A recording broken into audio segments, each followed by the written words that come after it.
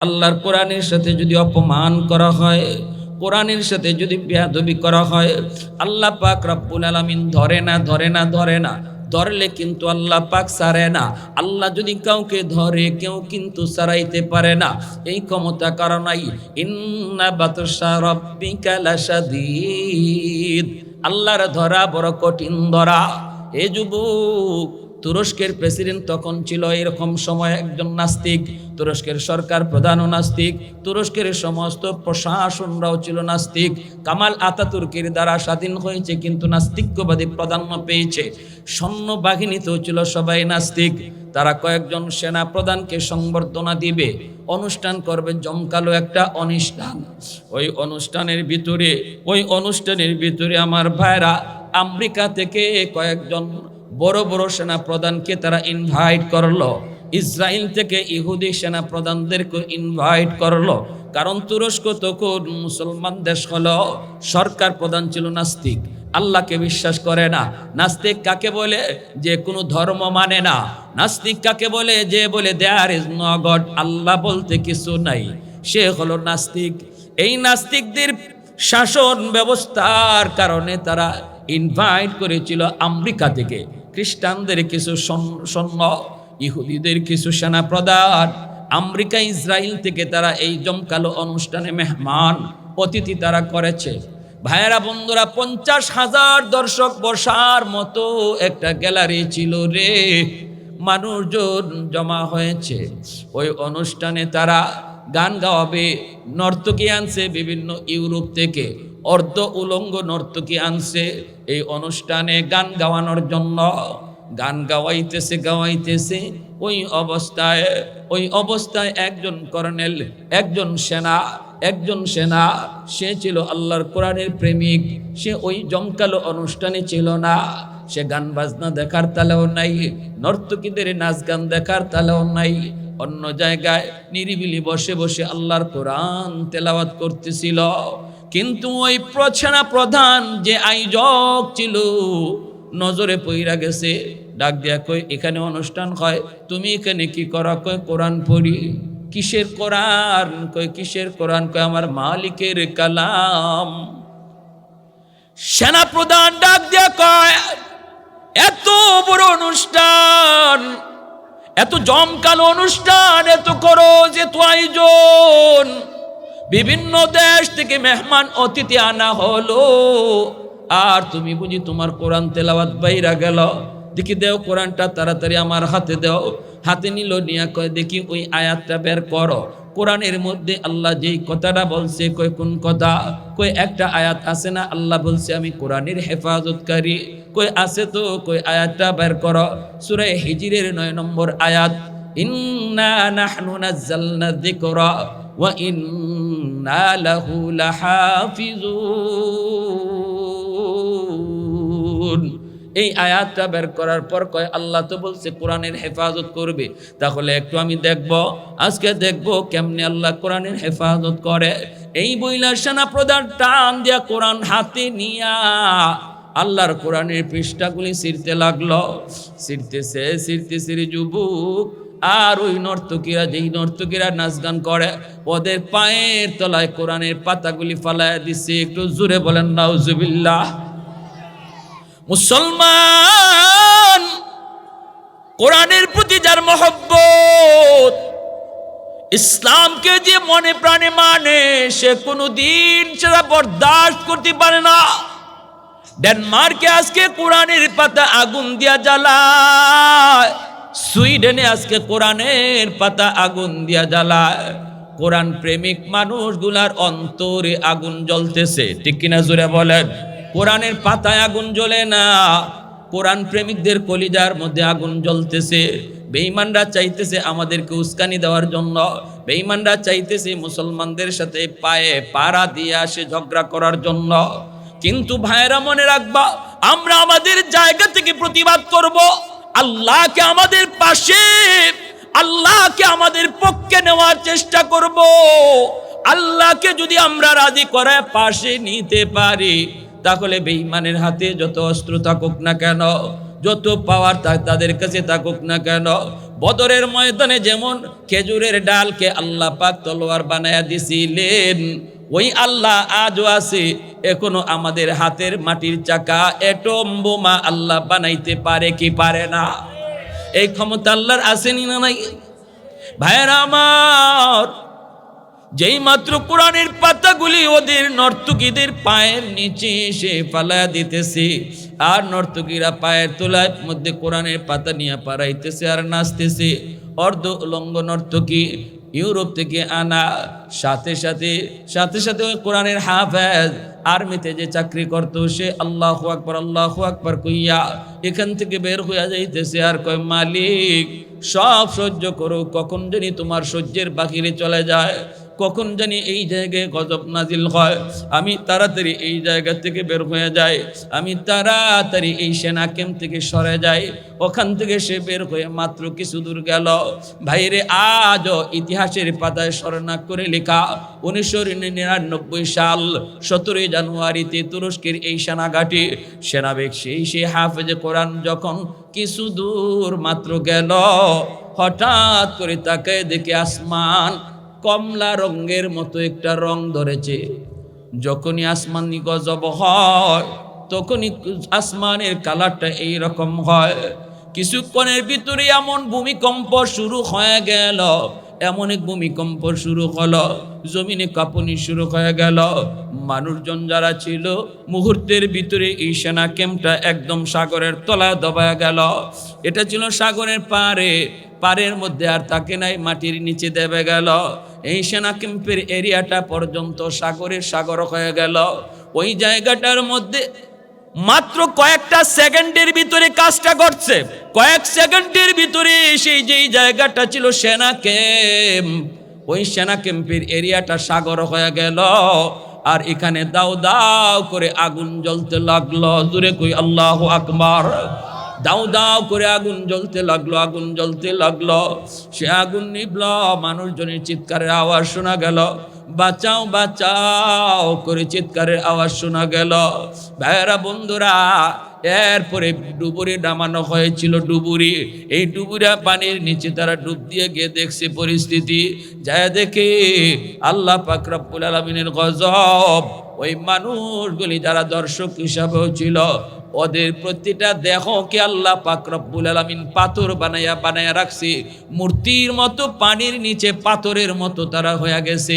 আর 300 থেকে 350 নর্তকী জিনারত অবস্থায় তারা মরণের পর লাশের মধ্যে জিনারত অবস্থায় পাইছে। নাউজুবিল্লাহ। এজন্য আল্লাহ পাক রব্বুল আলামিনের ধৈর্য আছে, ধৈর্যের একটা লিমিট আছে, ঠিক কিনা জোরে কর? ধৈর্যের একটা লিমিট আছে রে যুবক। শুধু আমাদের উপর আল্লাহ যে নারাজ হয়েছে, এই নারাজিটা দূর করো, আল্লাহকে রাজি করো। কোরআন তেলাওয়াত বেশি বেশি করলে আল্লাহ রাজি হয়ে যায়, কোরআনকে কদর করলে আল্লাহ রাজি হয়ে যায়। প্রতিদিন ফজরের পরে যদি কোরআন তেলাওয়াত করো, ওয়া ইযা তুলিয়াত আলাইহিম আয়াতুহু যাদাতুহুম ঈমানা, যখনই কোরআন তেলাওয়াত বেশি বেশি ঘরের মধ্যে হবে, ঈমান আল্লাহ বাড়ায় দিবে, ঈমানের পাওয়ার আল্লাহ বাড়ায় দিবে। বাড়াইবে শুধু মুসলমানের না, কোরআন তেলাওয়াতের আওয়াজ হই না অনেক বেঈমানের হৃদয়ও গলে যায়। মিশরের প্রেসিডেন্ট জামাল আবু নাসের রাশিয়ার একটা অনুষ্ঠানে তারে অতিথি করা হলো। মিশরের আন্তর্জাতিক কারি আব্দুল বাসিত তখন জীবিত। ওই কারি আব্দুল বাসিতকে সঙ্গে নিয়ে জামাল আবু নাসের রাশিয়া গেল মন্ত্রী পরিষদ লইয়া। ওই অনুষ্ঠানে সে গিয়ে হাজির হওয়ার পরে রাশিয়ার প্রেসিডেন্ট কয়, সবার পরিচয় তো তুমি দিলা, কিন্তু এই হুজুর কেডা? বাদশাহ কয়, ইনি হলো আমার আন্তর্জাতিক কারি, আমার জাতীয় কারি। আমরা যখনই কোনো অনুষ্ঠান শুরু করি তখনই আমরা এই কারি সাহেবের জবানে কোরআন তেলাওয়াতের মাধ্যমে অনুষ্ঠান শুরু করি, আর তেলাওয়াত শোনার দ্বারা আমাদের অন্তরে প্রশান্তি জাগে। এই কথা বলতে রাশিয়ার প্রেসিডেন্ট কয়, তাহলে আজকে তো আমাদেরও একটা অনুষ্ঠান, আমরা তো অনুষ্ঠান শুরু করি মদ খাইয়া, আমরা তো অনুষ্ঠান শুরু করি গান গাইয়া, আমরা তো অনুষ্ঠান শুরু করি নাচ গানের দ্বারা, তাহলে আজকে আমরা নাচ গানের দ্বারা অনুষ্ঠান করাবো না, আজকে অনুষ্ঠান করাবো কোরআন তেলাওয়াতের দ্বারা। তেলাওয়াত করতে বলো, একটু তেলাওয়াত করতে বলো। তবে গান বাজনা বন্ধ হলো, মদ খাওয়া কিন্তু বন্ধ হবে না।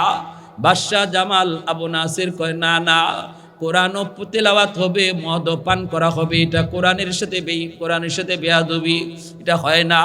কিন্তু কারি আব্দুল বাসিত বলে অসুবিধা নাই, অসুবিধা নাই, অসুবিধা নাই, তবে আমার একটা অনুরোধ, আমি কোরআন তেলাওয়াত শুরু করার পর তোমরা মন চাইলে মদ পান কইর, এর আগে মদ খাইও না। আল্লাহু আকবার।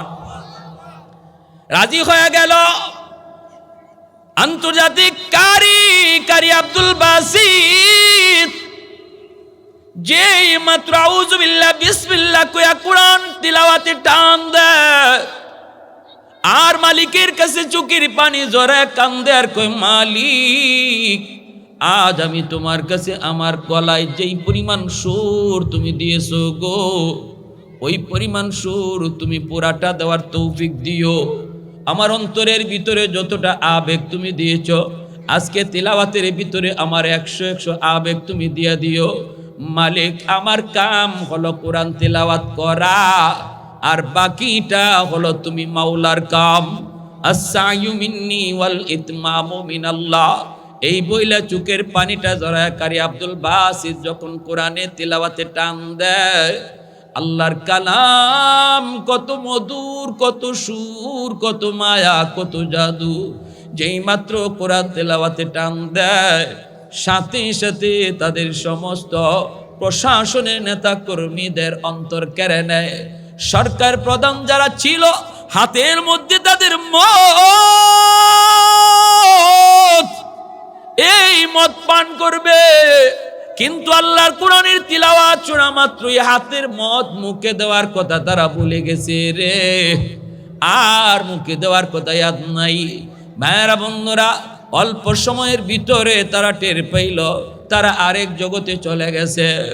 আল্লাহ পাক রব্বুল আলামিন তার কালামের তিলাওয়াতের ভিতরে এত মধুরতা দান করেছেন, তারা মদ খাওয়ার কথা ভুলে গেছে। তিনি তিলাওয়াত শেষ করার পর জামাল আবু নাসের তাকায়া দেখে সবগুলি মানুষের হাতে মদ, কেউ মুখে মদ দেয় নাই, কিন্তু তাদের প্রতিটা মানুষের চোখ দিয়া দর দর করে অশ্রু ঝরতেছে। জামাল আবু নাসের কয়, কি হয়েছে তোমাদের? সাথে সাথে রাশিয়ার প্রেসিডেন্ট কয়, বাদশাহ আল্লাহর কালামের ভিতরে এত মায়া, এত মধু, এত জাদু, যদি এমন কারি আমাদের কাছে থাকতো, আমরা কোন অনুষ্ঠানে গান গাওয়াইতাম না, নাচ গান করাইতাম না, সকাল সন্ধ্যা আমরা কোরআন তেলাওয়াত শুনতাম। আর একটু জোরে কন্যা সুবহানাল্লাহ। লা জিদ্দা ওয়ালা নিদ্দা ওয়ালা হাদ্দা লিমাওলা, লা জিদ্দা ওয়ালা নিদ্দা ওয়ালা হাদ্দা লিমাওলা, আল আনা কামা কানা ওয়ালাম ইয়ালকা জাওয়ালা, আল আনা কামা কানা ওয়ালাম ইয়ালকা জাওয়ালা, লা মিসলা ওয়ালা সাওয়ারা মিসলা ওয়া নাযীরা, মান ক্বালা সিওয়া যালিকা ক্বাদ ক্বালা মুহালা, মান ক্বালা সিওয়া যালিকা ক্বাদ ক্বালা মুহালা, লা ওয়ালদা ওয়ালা ওয়ালিদা লা আম্মা ওয়া খালা, লা শিবহা ওয়ালা মিসলা ওয়ালা কুফুয়া লিমাওলা। একটু জোরে সুরে কও আল্লাহু আকবার, আর একটু জোরে কও আল্লাহু আকবার। ভাইরা বন্ধুরা, জন্য বলতেছিলাম, আল্লাহর কোরআন যদি আমি আপনারই ভাই তিলাওয়াত করি, কোরআনী প্রতিষ্ঠানকে মায়া করি, কোরআনের বিধিবিধানকে মাইনা চলি, কোরআনের খাতিরে আল্লাহ আমাকে আপনাকে দামি বানাবে। দেখেন, কোরআনের সাথে যে জিনিস লাগে এই জিনিসটারে আল্লাহ দামি বানায় দেই। কাপড়ের টুকরা কোরআনের সাথে লাগলো, এই কাপড়ের টুকরাকে আল্লাহ পাক দামি বানায় দিল। কোরআনের সাথে গাছের টুকরা লাগলো, কাঠের টুকরা লাগা মাত্রই কাঠের টুকরার দাম বেড়ে গেল। এখন যদি ওই কাপড়টা আমার আপনার পায়ে লাগে, সাথে সাথে কিন্তু কলিজা কাঁপুনি দিয়া উঠে। এটা হলো আল্লাহর কালামের বস্তু, নি ঠিক কিনা জোরে কন। যেই কাপড় দিয়ে আমি কোরআনকে ঘুইরা রাখি, ওই কাপড় যদি আমার পায়ে লাগে রে যুবক, কলিজা কাঁপে উঠে। কারণ হলো এই কাপড়ের সম্পর্ক আল্লাহর কালামের সাথে। কাঠের টুকরা যদি আমার পা লাগে রে যুবক, কলিজা কেঁপে উঠে। কেন? কই গাছের টুকরা কাঠের টুকরার সম্পর্ক কোরআনের সাথে, ঠিক কিনা ভাইরা আমার? এজন্য আমি আপনিও যদি কোরআনকে মায়া করি, কোরআনকে মহব্বত করি, কোরআনকে তেলাওয়াত করি, প্রতিদিন মা বোনেরা একটু খেয়াল করে শোনো, যেই করে সকাল সন্ধ্যা কোরআন তেলাওয়াত হয়, এই করে রহমত নাজিল হয়। স্বামী স্ত্রীর ভিতরে আল্লাহ পাক মহব্বত বাড়ায় দেয়, ভাইয়ে ভাইয়ে মহব্বত আল্লাহ বাড়ায় দেয়, বাপ বেটায় মহব্বত আল্লাহ বাড়ায় দেয়। কোরআনের বিধিবিধানকে মানো, হালাল হারাম মাইনা চলো। কোনোটা যদি পারি না, আমরা মনে মনে নিজের মনকে ছোট করি।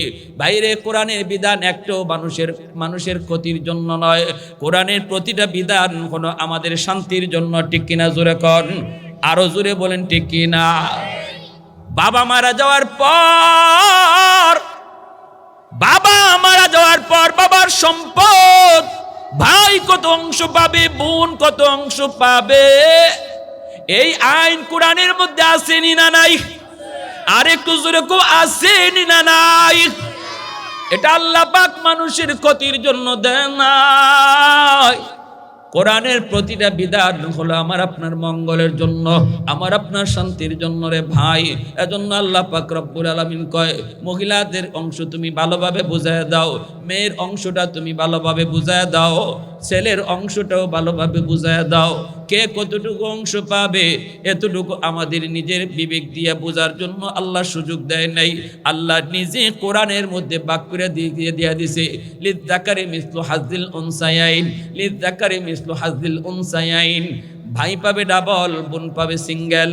ভাইয়েরা বন্ধুরা, কেন কেন কেন আল্লাহ পাক রব্বুল আলামিন এই বিধানটা জারি করে বলতেছে? কারণ বোন সে একদিক দিয়ে পায় না, ভাইয়ের কাছ থেকে পায়, বিয়ের পরে আবার স্বামীর কাছ থেকে পায়। যদি স্বামী মারা যায়, স্বামীর অংশ থেকেও স্ত্রী পায়, এমনিভাবে ছেলের অংশ থেকেও স্ত্রী পায়। ভাইয়েরা বন্ধুরা, 5টা খাত দিয়া মহিলারা সে সম্পদ পায়। এজন্য আল্লাহ পাক রব্বুল আলামিন মহিলাদের বোনদের অংশ আল্লাহ পাক কম দিয়েছেন, ভাইয়ের অংশ আল্লাহ বেশি দিয়েছেন। কেন কেন? আজকে বাংলাদেশের নাস্তিকগুলি কয় এখানে আল্লাহ বুঝি ঠকাইছে। নাউজুবিল্লাহ, জোরে করো, ঠকাইছে আল্লাহ? ভাইয়ের খরচ বেশি, বোনের খরচ কম, ঠিক না? ঠিক না?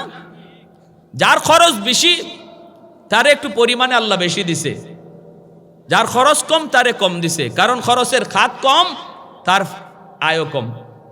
কিন্তু আবার মহিলারা আরো বিভিন্ন দিক দিয়া পায়, বাবার অংশ পায়, স্বামীর অংশ পায়, ভাইয়ের অংশ পায়, ছেলের অংশও পায়, কয়েকটা দিক দিয়া পায়। খরচ ভাইয়ের বেশি, বোনের কম। 2 ভাইয়ের মধ্যে এক ভাই শ্বশুর বাড়িতে যাবে, বাবাই কইতেছে, বাবা নে তুই তোর শ্বশুর বাড়িতে যাইবি, নে 500 টাকা নে, মিষ্টি মাছটা যা কিছু আছে এগুলা লইয়া যাইছে। ছোট ভাই একজন আসিল, হ্যাঁ হ্যাঁ কয়, আব্বা আমিও ভাইয়ের সাথে যাইবো ভাইয়ার শ্বশুর বাড়িতে। বাপে কয় যে যা, তুইও যা। এরে যে 20 টাকা, ছোট ভাইরে দিছে কত? ছোট ছেলেটারে দিছে 20 টাকা, আর বড় ছেলেরে দিছে 500 টাকা। এখন ছোট ছেলে যদি কয়, আব্বা আমরা দুজনই তোমার ছেলে, বড় ভাইরে দিলা 500 আর আমারে দিলা 20 টাকা, এটা কেমন ইনসাফ হইল? এই কথা কর সুযোগ নাই। কেন? কারণ বড় ভাইয়ে ছোট ভাইরে রাস্তার খরচ দিয়া নিয়ে যাইব, মিষ্টি মাছটা সব বড় ভাই 500 টাকার ভিতর থেকে নিব, ঠিক না? যা খরচ সব খরচ হইলো বড় ভাইয়ের 500 টাকার ভিতরে। আর ছোট ভাইরে যে বাবায় দিছে ছোট ছেলেরে 20 টাকা, এই 20 টাকার মধ্যে 1 টাকাও খরচের খাত নাই। কথা বল, ঠিক কিনা? এজন্য বড় ভাইয়ের ছোট ভাইরে নিয়ে রওনা দিছে, শ্বশুর বাড়ি গেছে, গিয়ে আবার আসছে, আসার পরে দেখা যায় 500 টাকার মাঝে 1 টাকাও নাই, সব টাকা খরচ, যাতায়াত খরচ আর মিষ্টি মাছটা লিও সব খরচ। দেখতে কিন্তু 500 ছিল, টাকা কিন্তু একটাও নাই। আর ছোট ছেলেরে যে 20 টাকা দিছিল, এই 20 টাকা পকেটে এখনো আছে। কথা কোন, ঠিক কিনা? আরো জোরে কোন। তাহলে এখন হিসাব মিলান, এখন যদি কেউ কয় না বাপে জুলুম করছে, বড় পোলারে 500 টাকা দিয়া আর ছোট পোলারে 20 টাকা দিয়া, এর মাথায় বোঝা গেল এর মাথার তারসিরা, ঠিক না? এর মাথার ব্রেন ফসা গান্দা, এ বুঝেই না, অঙ্কই বুঝে না, এ হিসাব বুঝে না। এ শুধু দেখে 20 টাকা আর 500 টাকা, কিন্তু বাকি অঙ্ক এ জানেই না, ঠিক কিনা? বাংলাদেশের নাস্তিকগুলার মাথার মধ্যে এরকম ফুকায় ধরছে, গুনে ধরছে, ফসা হয়ে গেছে, গান্দা হয়ে গেছে, এজন্য হিসাব মিলাইতে পারে না। প্যারে হাজরিন, ঠিক কিনা জোরে কোন? কিন্তু আমি আপনাদেরকে বলবো, আল্লাহ যে বোনদেরকে, আল্লাহ পাক যে মহিলাদের যে অংশটা আল্লাহ ধার্য করেছেন, এই অংশটা দেওয়ার ক্ষেত্রে কোনো বাবা সাবধান, কোনো দিন হেরফের করবেন না। কারণ ছেলে যেমন আপনার সন্তান, মেয়েটাও আপনার সন্তান। আর আল্লাহর পক্ষে দেওয়া বাতানো, আল্লাহ যে অংশটা ধার্য করে দিছে, এখানের মধ্যে নিজের বুদ্ধি খাটাইয়া, নিজের চিন্তা কইরা মেয়েরে কম দেওয়া অথবা মেয়েরে না দেওয়া, এমন কোনো সিদ্ধান্ত যদি কোনো বাবা নেয়, তাহলে মনে রাখবেন, আপনি বাবা হইয়া হাজী সাহেব হতে পারেন, আপনি বড় দানবীর হতে পারেন, আপনি পাক্কা নামাজি দিনদার তাহাজ্জুদ গুজার হতে পারেন, কিন্তু যদি দুনিয়াতে মেয়েরে ঠকায়া যান, কিয়ামতের ময়দানে শুধু না, কবরে যাওয়া মাত্রই কবরটা যায় পাইবেন জাহান্নামের আগুনে ভরপুর, জাহান্নামের আগুনে ভরপুর। কারণ আল্লাহ কোনোদিন এই অপরাধ আল্লাহ মাফ করবে না। কারণ এটা বান্দার হকের সাথে জড়িত, এটা বান্দার হকের সাথে জড়িত। এক ওয়াক্ত নামাজ আপনার কাজা হয়েছে, আল্লাহ মাফ করে দিবে, কিন্তু আপনি কাউরে ঠকাইছেন, যদি এমনটা করেন, এই ব্যাপারে আল্লাহ কোনো কথা বলবে না। আল্লাহ বলবে, আমি জানি না, যারে দুনিয়াতে ঠকাইছো তার কাছ থেকে যেভাবে পারো মাপ নাও। হাসরের মাঠে মেয়ে বাবাকে মাপ দিবে না, ছেলে বাবাকে মাপ দিবে না, বন্ধু বন্ধুকে মাপ দিবে না, স্ত্রী স্বামীকে মাপ দিবে না, প্রতিবেশী কাউকে মাপ দিবে না। দুনিয়ার জগতে মাপ চাওয়ার জায়গা, হাসরের মাঠে মাপ চাওয়ার জায়গাও না, মাপ দেওয়ার জায়গাও না। ঠিক কিনা জোরে কর? হাসরের মাঠে শুধু একটা কথাই হবে, ইয়া নফসি ইয়া নফসি। ছেলে কইব, আল্লাহ বাপ চিনি না, আমারে বাঁচাও। বাবাই কইব, আল্লাহ পুলা চিনি না, আমারে বাঁচাও। সবাই শুধু এক চিন্তায় থাকবে। এজন্য আমার ভাইয়েরা, ছেলের প্রতি বেশি মায়া দেখাইয়া যেই বাবা এমন কাম করছেন, আল্লাহর দোহাই, কবরে যাওয়ার আগে আগে মেয়েদেরকে ডাকেন, ডাকিয়া মেয়েদের অংশ তাড়াতাড়ি বুঝাইয়া দেন, তাড়াতাড়ি বুঝান। কারণ আপনার কবরের আগুন নিবাইতে আপনার ছেলে বিন্দু পরিমাণ সহযোগিতা পারবে না, বিন্দু পরিমাণ উপকার আপনার করতে পারবে না, পারা সম্ভব না। ঠিক কিনা জোরে কর? এজন্য আমার ভাইরা, কোরআন, আসুন আমরা আল্লাহর কালামকে মানি, আল্লাহর কালামের বিধিবিধান মতো চলি এবং আল্লাহর কালামকে ইজ্জত করি, সম্মান করি, ঘরে ঘরে কোরআন তেলাওয়াতের আমল চালু করি। যদি আমরা মুসলমানরা ঘরে ঘরে কোরআন তেলাওয়াত শুরু করি, তাহলে আল্লাহ খুশি হয়ে যাবে। আর আল্লাহ যদি খুশি হয়, তখন আমাদের পক্ষ হইয়া ওই ডেনমার্কের প্রতিবাদ, ডেনমার্কের উচিত জবাব আল্লাহ দিবে। যদি আমরা আল্লাহরে খুশি করতে পারি, আমরা যদি আল্লাহরে খুশি করতে পারি, তাহলে ওই বেঈমানগুলি যারা আগুনে পুড়াইতেছে কোরআনের পাতা, জবাব দেবে আল্লাহ। আল্লাহ জবাব দেওয়ার ক্ষমতা আসেনি না নাই? আরো জোরে কোন আসেনি না নাই? দেখায় না আল্লাহ, মাঝে মাঝে দেখায়, ধরে না আল্লাহ, মাঝে মাঝে ধরে। ঠিক কিনা জোরে বলেন?